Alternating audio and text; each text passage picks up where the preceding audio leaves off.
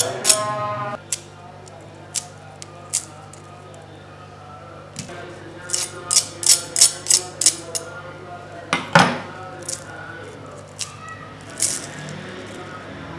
वालेकुम ख़वातीन व हज़रात, मैं अफ़ज़ाल अरशद हूँ। आज आपके साथ बाज़ार में ठेलों पे बिकने वाली फ़्राइज़, कोटिंग वाली फ़्राइज़ की रेसिपी शेयर करनी है। ये फ़्राइज़ बनाना बहुत आसान है, लेकिन मैं हमेशा जैसे आपको बताता हूँ कि हर चीज़ के पीछे एक सीक्रेट होता है। तो ये ट्रेड सीक्रेट है ठेले वालों का।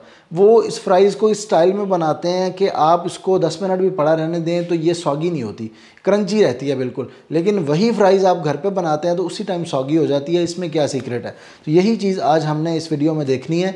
तो ये वो सारी चीज़ें जो मैंने खुद सीखी हैं वो मैं आपको सिखा रहा हूँ, ताकि अगर कोई बंदा कारोबार भी करना चाहे, कोई छोटा स्टॉल लगाना चाहे, तो वो ईज़िली ये फ़्राइज़ बना के अच्छा खासा अपनी रोज़ी का ज़रिया बना सकता है। और घर पर आप ट्राई करना चाहें और बेहतरीन क्रंची फ़्राइज़ आपको चाहिए हो तो आपके लिए ये बेहतरीन रेसिपी है। आप इसको ट्राई कीजिएगा और मुझे फ़ीडबैक कमेंट्स में आपने देना है कि आपको इसका रिज़ल्ट किस तरह का मिला। तो यहाँ पे मेरे पास तकरीबन 2 किलो के करीब आलू हैं जिनसे मैंने फ़्राइज़ बनानी है। आप 1 किलो की भी बना सकते हैं, आधा किलो की भी बना सकते हैं, जितने भी आलू हैं वो आप ले सकते हैं। मैं बैटर उसी हिसाब से आपको बता भी दूंगा, डिस्क्रिप्शन में भी लिख दूंगा कम क्वांटिटी में। हमने सबसे पहले देखना है कि इस फ़्राइज़ की कोटिंग कैसे बनेगी। हम इसको बेसन वाली फ़्राइज़ तो बोलते हैं, लेकिन इसमें सिर्फ बेसन नहीं इस्तेमाल होता। बेसन को अगर आप किसी चीज़ पे लगाते हैं तो वो फ्राइंग के बाद सॉगी हो जाता है, उसमें वो क्रिस्पीनेस नहीं रहती जो कि होनी चाहिए, ख़ास तौर पे फ़्राइज़ में, क्योंकि आलू के अंदर मॉइस्चर होता है। जैसे ही आप उसको गरम गरम रखते हैं थोड़ी देर में वो मॉइस्चर इस बेसन को गीला करके सॉगी कर देता है। तो हम इस रेसिपी के अंदर डिफरेंट किस्म के जो आटे या फ्लावर्स हैं उनका एक मिक्सचर डालते हैं, जिससे ये फ़्राइज़ क्रिस्पी, क्रंची और बड़ी मज़ेदार बनती हैं। तो सबसे पहले हमने इसका बैटर ही तैयार करना है। तो उसके लिए आपने ये करना है, ये है मैदा, सादा मैदा जो आपको बाज़ार में मिलता है वही आपने लेना है। 1 कप मैदा ले लें और ये स्टैंडर्ड कप है, ये देखें 1 कप इसके ऊपर लिखा हुआ है, तो ये वाला कप आपने लेना है। या अगर आप कोई दूसरा कप लेते हैं तो फिर सारी मेजरमेंट्स उसी कप से करनी है। अब इसमें हमने बेसन शामिल करना है। बेशक इसका नाम बेसन वाली फ़्राइज़ है, लेकिन बेसन की क्वांटिटी इसमें कम होती है, तो मैदे से आधी क्वांटिटी आपने बेसन की लेनी है, आधा कप। इन फ़्राइज़ के अंदर आपने किसी किस्म की स्टार्च का इस्तेमाल करना है। आप कॉर्नफ्लोर ले सकते हैं, अरारोट ले सकते हैं, पोटैटो स्टार्च ले सकते हैं, या राइस स्टार्च भी ले सकते हैं। तो इन तीनों या चारों चीज़ों से रिज़ल्ट आपको सेम मिलेगा। नॉर्मली हमें कॉर्नफ्लोर आसानी से मिलता है, अरारोट भी मिल जाता है, तो दोनों में से आप कोई भी चीज़ ले लें जो आपको सस्ती पड़े। 1 कप आपने कॉर्नफ्लोर लेना है, मैदे के बराबर होगा ये, सिर्फ इसमें जो बेसन है उसकी क्वांटिटी आधी होगी। उसके बाद इसमें आपने नमक शामिल करना है, 1 टीस्पून नमक जाएगा। अगर आपको ये क्वांटिटीज़ कम करनी है तो इन्हीं सब क्वांटिटीज़ को आपने आधा आधा कर लेना है। चिली फ्लेक्स हैं, इसके अंदर तकरीबन 1 से 1.5 टीस्पून चिली फ्लेक्स के शामिल करें। और ये है लहसुन पाउडर, 1 टीस्पून आपने इसमें लहसुन पाउडर शामिल करना। और आखिर में इसमें सबसे ख़ास चीज़ जाएगी, वो है बेकिंग पाउडर, आधा टीस्पून, आधे टीस्पून से थोड़ा सा ज़्यादा रखें। बेकिंग पाउडर आपने लेना है और ख़ास ख्याल रखें कि ये एक्सपायर्ड ना हो, वरना फ़्राइज़ के अंदर वो एक फ्लफ़ी टेक्सचर नहीं आएगा। बेकिंग पाउडर बहुत अहम है इस रेसिपी में। इससे ये होता है कि आप जो भी इसके ऊपर कोटिंग लगाएंगे वो दबी दबी नहीं लगेगी, वो ऑयल में जाते ही थोड़ी फूलेगी और उसके अंदर वो बबल्स आएंगे और उससे वो बहुत ज़्यादा क्रंची फीलिंग आएगी आपको। तो बेकिंग पाउडर इस रेसिपी का ख़ास हिस्सा है। ये चीज़ें शामिल करके इनको एक दफ़ा थोड़ा मिक्स कर लें। कुछ लोग इस रेसिपी को और बेहतर बनाने के लिए इसमें चावल के आटे का भी इस्तेमाल करते हैं। तो आप एक्सपेरिमेंट करना चाहें तो इसमें एक हिस्सा चावल का आटा भी मिला सकते हैं, तो उससे भी आपको एक ज़्यादा क्रिस्पी टेक्सचर मिलेगा। लेकिन मैंने वो चीज़ें शामिल की हैं जो इजीली आपके घर में मौजूद भी हों और साथ साथ आपको उसका रिज़ल्ट भी अच्छा मिल जाए। तो ये एक बैलेंस है तकरीबन। अब जब ये आटा आपका तैयार हो जाए, आप इसको बना के रख सकते हैं।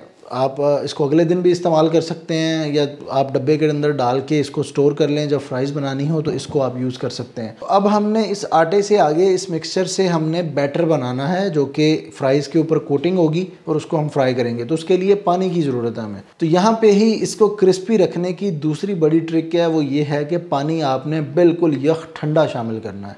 उससे ये होगा कि जो इसके अंदर मैदा है उसमें ग्लूटन नहीं बनेगा, और ग्लूटन नहीं बनेगा तो आपकी फ़्राइज़ ज़्यादा क्रिस्पी बनेंगी, सॉगी नहीं होंगी। तो ये देखें, मैंने पानी के अंदर बर्फ़ डाल के इसको रखा हुआ है, बिल्कुल ये ठंडा पानी है। तो ये पानी लेके यहाँ पे शामिल करेंगे।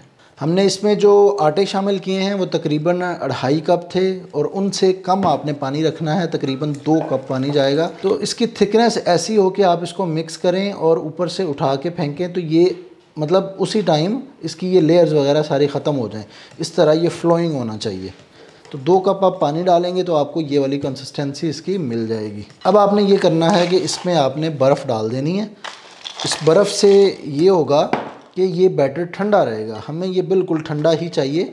तो इसमें बर्फ़ शामिल करके इसको रखें, या आप ये कर सकते हैं कि इसको आप फ्रिज में रख दें ताकि ये ठंडा रहे और जब हम इसको यूज़ करें तो ये चिल्ड होना चाहिए। आलू अगर आपको सफ़ेद वाले मिलें तो सबसे बेहतर है, वरना ये लाल आलू हैं जो नॉर्मली मिलते हैं, इनको भी आप यूज़ कर सकते हैं। इनको छील लेना है और आलूओं को आपने पहले धोना है, बाद में नहीं धोना। और ये भी ख्याल रखें कि जितने आलू की चिप्स आपने एट अ टाइम बनानी है उतने ही आलू छीलें, वरना ये काले हो जाएंगे और फिर वो फ्राइज़ के अंदर वो मज़ा नहीं आएगा। अब इनको मशीन से भी काटा जा सकता है, लेकिन मैं आपको घरेलू तरीका, हाथ से काटने का तरीका बताऊंगा। थिकनेस आपने इनकी मुनासिब सी रखनी है, बहुत ज़्यादा मोटा नहीं काटना इनको। ये देखें तकरीबन 6 mm से 8 mm तक इनकी थिकनेस रखें और इनको आगे फिर मज़ीद स्क्वायर्स के अंदर काट लें। ये देखिए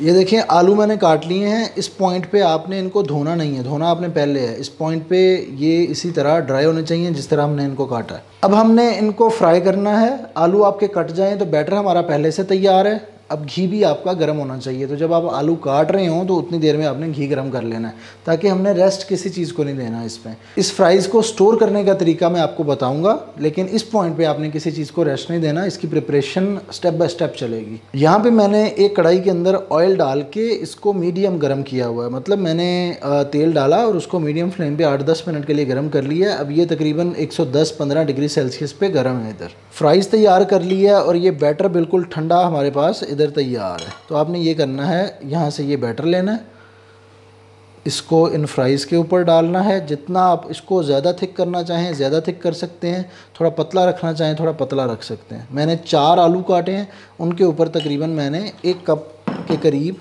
बैटर डाल दिया है। इसको इस तरह मिक्स करेंगे ताकि ये बैटर अच्छी तरह फैल जाए इन फ्राइज़ के ऊपर।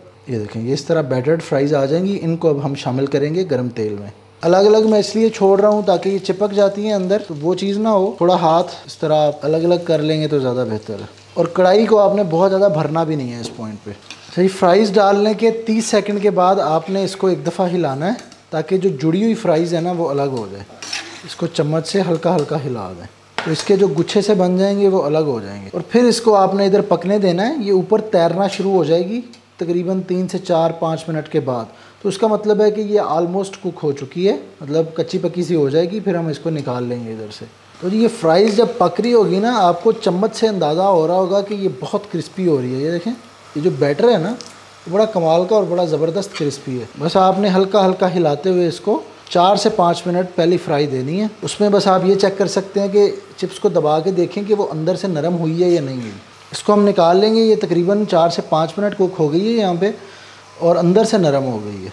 तो ये फ्राइज़ इनको हमने अभी हाफ़ फ्राई किया है। यहाँ पे देखें कितनी खूबसूरत शक्ल है, प्यारा कलर है और मतलब जिस तरह आप फ्रोज़न फ्राइज़ लेते हैं ना उस तरह की शक्ल आ रही है, लेकिन ये कोटेड है।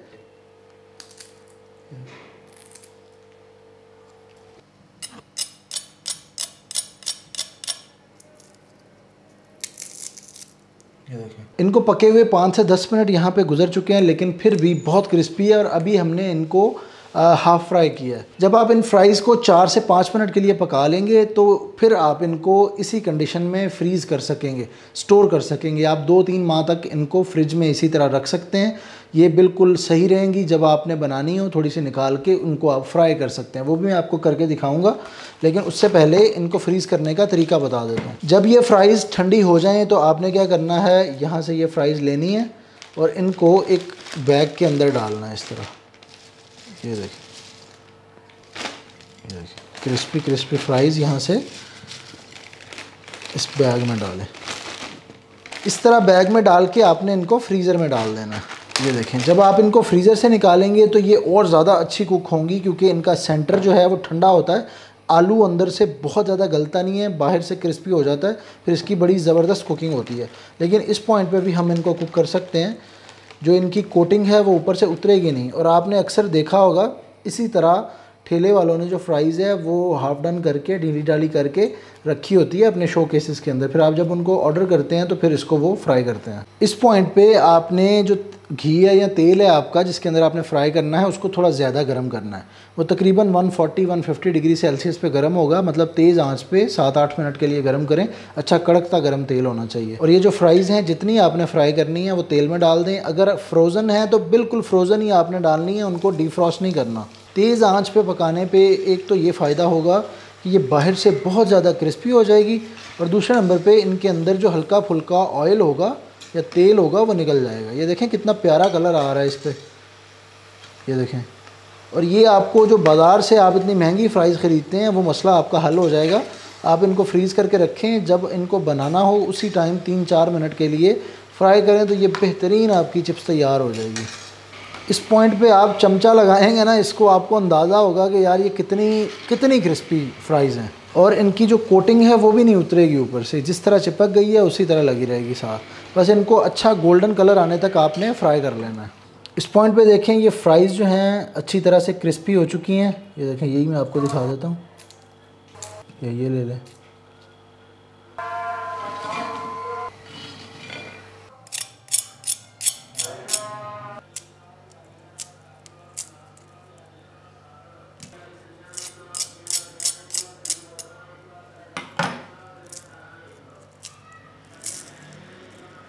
तो जी ये थी फ़्राइज़ की रेसिपी, क्रिस्पी फ़्राइज़ की। आप इनको स्टोर भी कर सकते हैं और जल्दी फिर बना भी सकते हैं। आप इसको डिफरेंट सॉसेस के साथ, इसको डिफरेंट किस्म के मसालों के साथ सर्व कर सकते हैं। चाट मसाला डाल सकते हैं या फ़्राइज़ का मसाला, मैं कोशिश करूँगा उसकी रेसिपी बना सकूँ, वो मसाला इनके ऊपर डाल के आप इनको एंजॉय कर सकते हैं। या सिंपल इनको इसी तरह भी खाएँ तो इनके अंदर एक अच्छा जायका, नमक और लहसुन का जायका आपको मिलेगा और आप इनको एंजॉय कर सकते हैं।